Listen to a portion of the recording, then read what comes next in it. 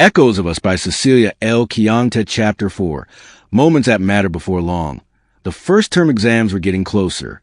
Everyone had started pulling out old notes, borrowing books, and whispering about which teacher might set the hardest paper. The pressure was rising.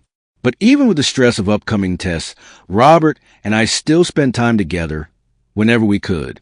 We still ate lunch together, sometimes in the cafeteria, sometimes under the tree near the basketball court when it wasn't raining. During those little moments, it almost felt like we were something more. But we never talked about it. In class, we each made new friends. We sat in different rows. We smiled and laughed with others. But somehow, when it came to us, it was different. Quiet, consistent, comfortable. Still, neither of us said it. There were days I felt he didn't care about relationships at all, like he didn't even notice how close we were. But then, there were other days when I'd catch him looking at me with that soft expression again. Or when he'd wait at the stairs, even in the rain, just to walk me in. Was it something? Or was I imagining it? I didn't dare ask. Instead, I told myself, let things unfold. If it's meant to be, it will be. Then one day during lunch it happened. We were sitting at our usual spot when a boy from the science stream came over. I had seen him around campus a few times. He had a friendly face and carried himself with the confidence of someone who never hesitated. He looked at me, grinned, and asked boldly, "Hey, are you single?" I blinked, a little stunned. I'm not in a relationship with anyone. I answered honestly. His eyes lit up. So, does that mean I have a chance? I didn't say a word. I just looked at him with a faint smile, knowing very well that I wasn't really interested. But I didn't say no either, because, truthfully, I was watching someone else's reaction, and I didn't have to wait long. From the corner of my eye, I saw Robert. He was staring at the boy, not saying a word, but his expression said everything. His jaw was tight. His eyes narrowed. He looked like if glares could shoot lasers, the boy in front of me would have disappeared on the spot. That was enough. More than enough. I smiled quietly to myself, still pretending not to notice, but inside, my heart felt warm. He may not have said it, but I finally knew. The boy smirked a little and said with full confidence, "Remember me. My name is George. I'm going to pursue you." I blinked, completely caught off guard. His boldness left me a little flustered, but there was something about him, playful maybe, that made him seem harmless. I didn't know what to say, so I just smiled awkwardly and muttered, "Okay." He walked off, leaving behind a swirl of nerves in my stomach. After lunch, Robert quietly walked me to my class, just like he always did. But this time, something was different. When we reached the hallway outside my classroom, he paused. He didn't look at me immediately. He was staring ahead, hands in his pockets, lips pressed into a tight line. Then slowly he turned and said, "I need to ask you something." My heart skipped. He looked me right in the eyes. Not angry, not cold, just serious.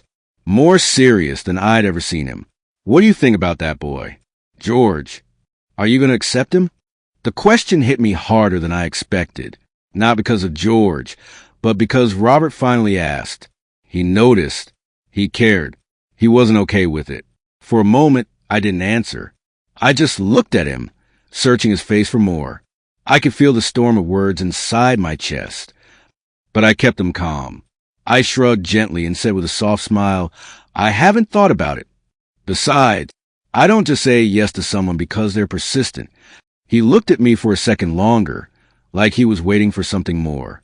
I looked back at him, eyes steady, and said in a barely audible voice, "If I ever say yes, it'll be because it's someone I already care about." He didn't say anything, but the corner of his mouth curved slightly, just enough to let me know he understood, and that was enough for now. Then, just as I thought the conversation was over, he looked at me again, more intently this time, and asked, "What if it was me who asked you that question? Would you say yes? Or would you reject me?" My breath caught in my throat. For a second, the world around us blurred, the sound of students talking, the rustling of notebooks, even a bell ringing in the distance.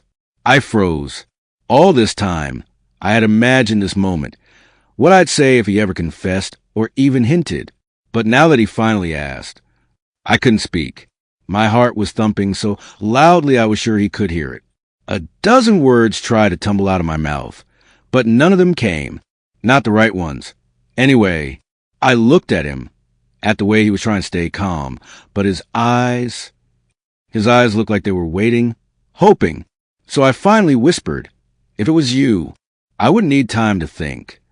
His eyes widened just a little, and then I smiled nervously. Not a full smile, but enough. Enough to let him know that he wasn't just anyone, that I wasn't waiting for George or anyone else, that he was the one I'd been quietly choosing all along. He didn't say anything right away, but I saw the way his shoulders relaxed, the way his soft breath left his chest, and the way his eyes lit up just a little, like the answer he'd been waiting for had finally arrived. After that day, something changed between us. Not suddenly, not dramatically, but in quiet, meaningful ways. He didn't say, I like you, and I didn't say, I like you either, not in those exact words.